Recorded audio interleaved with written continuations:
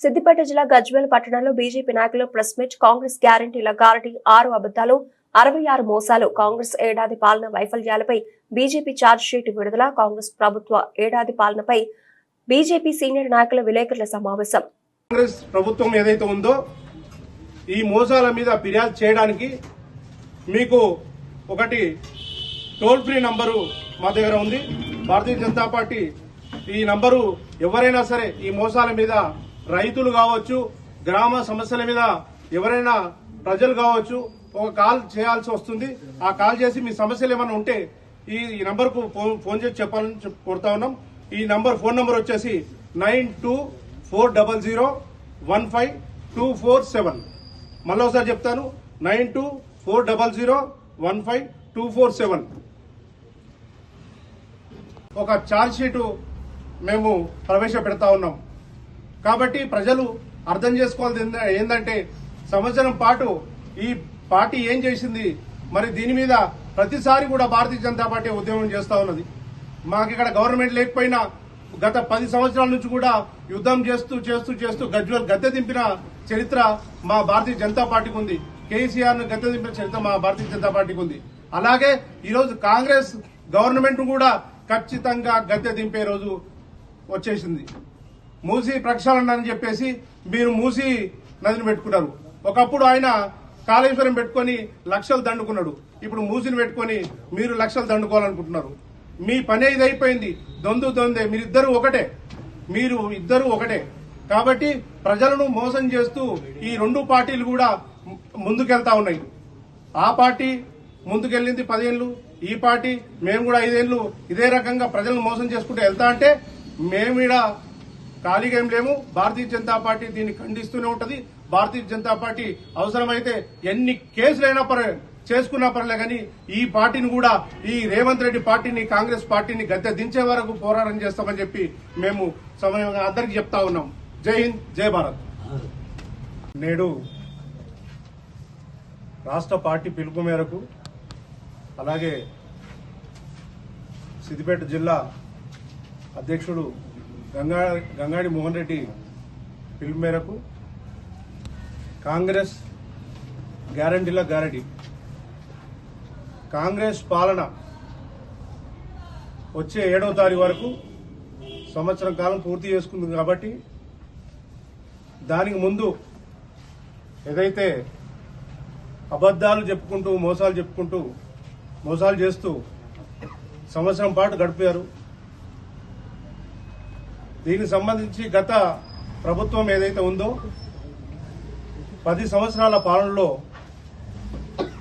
ఈ గజ్వేల్ నియోజకవర్గంలో వాళ్ళు చేసిన పనులు ఏవైతే ఉన్నాయో దానికి సంబంధించి గడా పాలన గజ్వేల్లో వచ్చిన తర్వాత, కేసీఆర్ గెలిచిన తర్వాత ఇక్కడ గడా పాలనతో మొదలైంది. ఈ గడా పాలన వల్ల ఈ గజ్వేల్లో ఎన్నో అవకతవకలు జరిగినాయి. అలాగే ఒక 10 సంవత్సరాల్లో ఒక 10 ఈ గజ్వేల్లో జరిగిన పాలన గురించి మేము బీజేపీ పోరాడుతూనే గత 10 సంవత్సరాల నుంచి భారతీయ జనతా పార్టీ పోరాటంతో కేసీఆర్ ను గద్దె దింపేలాగా మా ప్రయత్నం కొనసాగింది గజ్వేల్లో. అలాగే కొండపోచమ్మ సాగర్ గురించి చెప్పుకుంటే దాని కింద రైతులకు ఎలాంటి లాభం లేదు, ఏ కాలువ కూడా పూర్తి కాలేదు. కొండపోచమ్మ సాగర్ ఏదైతే 15 టీఎంసీలతో నిర్మాణం చేసి ఈ రోజు కూడా దాంట్లో 3 టీఎంసీల నీళ్ల కంటే ఎక్కువ నింపడం లేదు. దాని గురించి గతంలో కూడా చాలాసార్లు చెప్పినాం. అది పగుళ్ళు ఏర్పడి ఆ 3 టీఎంసీల నీళ్లు రైతుల దాకా ఒకవేళ సమయానికి రైతులకు వస్తున్నాయంటే అవి కూడా రాకుండా పొలాలు మునిగిపోవడము, వచ్చిన చెరువుల్లో. అదొకటే 1200 డబుల్ బెడ్రూమ్ ఏదైతుందో డబుల్ బెడ్రూమ్ల సమస్య. అరువులకు ఒక్కరికి ఇప్పటి వరకు డబుల్ బెడ్రూమ్ రాలేదు. 1200 డబుల్ బెడ్రూమ్ కడితే అరువులకు ఒక్క డబుల్ బెడ్రూమ్ కూడా రాలేదు. అలాగే బస్టాండ్ సమస్య.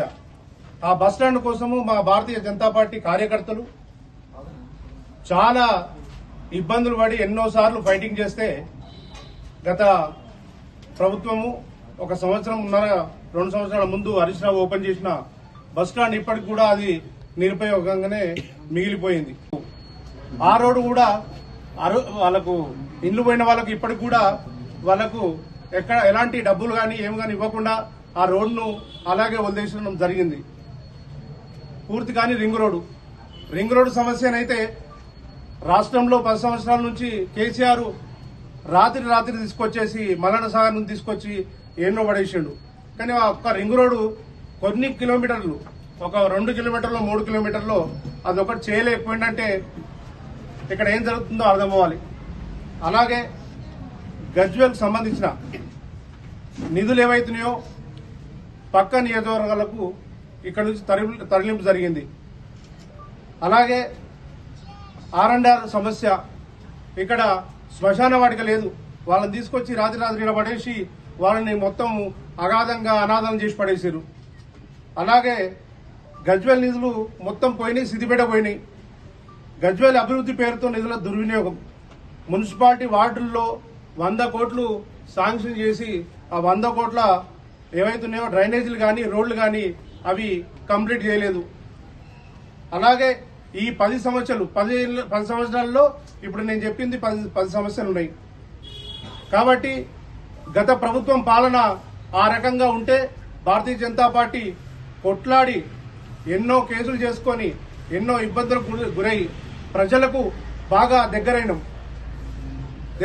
భారతీయ జనతా పార్టీ ముందుకు వెళ్తున్న సమయంలో కాంగ్రెస్ గ్యారంటీల గ్యారంటీ 6 అబద్దాలు 66 మోసాలు. ఈ మోసాలతో ప్రజల్ని మళ్ళా మోసం చేసేసి పార్టీ ముందుకు పోవాలని కాంగ్రెస్ ఒక ఎత్తుగడ వేసి ఈ మోసాలతో ఏదైతే రైతు భరోసా కింద 15,000 అని చెప్పేసి అది మోసం చేసిరు. రైతు కూలీలకు 12,000 వృత్తి మాయమాటలు అయిపోయినాయి. 2 లక్షల రుణం అని చెప్పారు, దాంట్లో పూర్తి కాలేదు. అలాగే వరి బోనస్ కింద 500 రూపాయలు ఇస్తున్నారు. రైతుకు కావాల్సింది పంట రుణం. రైతు అనేవాడు పంట వేసుకున్నప్పుడు ఆ పంటకు కావాల్సిన రుణం ఇస్తే ఆ రుణంతో ఆ పంట వేసుకొని రైతు జీవనోపాధి సాగిస్తాడు. అలాంటిది రైతును కూడా ఈ రకంగా మోసం చేశారు. మహాలక్ష్మి మోసం, ఆడబిడ్డకు ప్రతి నెల 2,500 ఇస్తున్నారు, అది ఇయ్యలేదు. 500కే సిలిండర్ అన్నారు, అది లేదు. స్కూటీ ఇస్తున్నారు, అది లేదు. ఇక 200 యూనిట్ల వరకు ఉచితమని చెప్పారు, అది కూడా చీకటి చేసి ఇప్పటిదాకా అది కూడా ఏం పరిస్థితుల్లో కాంగ్రెస్ గవర్నమెంట్ ఉంది. అలాగే సొంత ఇండ్ల నిర్మాణం కోసం 4 లక్షల రూపాయలు ఇందిరమ్మ ఇండ్లు నిర్మిస్తామని చెప్పారు. గత ప్రభుత్వం మీద ఏదైతే మీరు అబద్దాలు చెప్పి వాళ్ళు చేయలేంది మేము చేస్తాం, ఇది ఏం సరిపోతుంది మేము ఇస్తాం, 10 లక్షలు ఇది ఎస్సీ బంధు కూడా 10 లక్షల రూపాయలు కేసీఆర్ ఇస్తుండు, 10 లక్షల రూపాయలు ఏం సరిపోతాయి మేము 12 లక్షలు ఇస్తా ఉన్నాం. అక్కడ కూడా మోసం చేశారు. ఇది కేవలము కేసీఆర్ గతంలో ఒక ఈటల రాజేంద్ర ఓడగొట్టడానికి తీసుకొచ్చిన పథకం ఇది ఎస్సీ బంధు.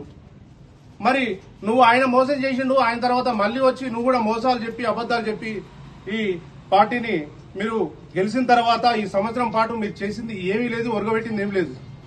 కాబట్టి ప్రజలు అర్థం చేసుకోవాలి. ప్రజలకు దగ్గర అవ్వాలనుకొని మేము భారతీయ జనతా పార్టీ మా ఏవైతే మా నిధులు ఉన్నాయో ఆ నిధులు సెంట్రల్ గవర్నమెంట్ వచ్చిన నిధులు ప్రతి ఒక్కటి కూడా మేము గ్రామానికి తీసుకుపోయినాం. గ్రామాల్లో ప్రజలు ఒక నిర్ణయానికి వచ్చారు. ఎందుకంటే సెంట్రల్ లో కూడా భారతీయ జనతా పార్టీ ఉంది, ఇక్కడ కూడా భారతీయ జనతా పార్టీ గెలిస్తే మనము బాగుపడతాం, మన గ్రామాలు బాగుపడతాయి అని చెప్పి అనుకున్న టైంలో అబద్దాలు చెప్పి గెలిచిన కాంగ్రెస్ గవర్నమెంట్ సంవత్సరం నుంచి మొత్తము నీరు గార్చింది.